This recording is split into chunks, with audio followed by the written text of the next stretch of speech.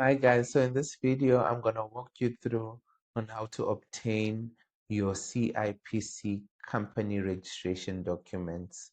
This includes your COR 14.3, which we sometimes refer as the CK doc or the company registration document, and your Memorandum of Incorporation and all those other documents that CIPC sends when you register your company. So you come here and you click where it says transact. Then you come here where it says certificates and disclosures.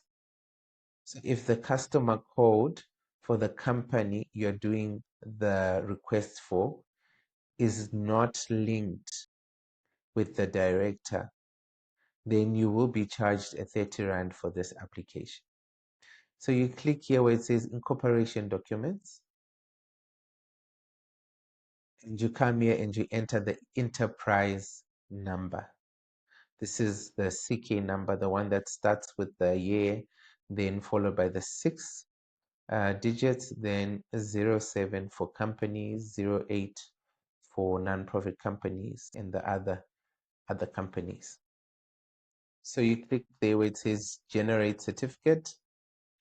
So CIPC will go ahead and send you the company registration documents and memorandum of incorporation to the email that you have provided that is linked to the customer code.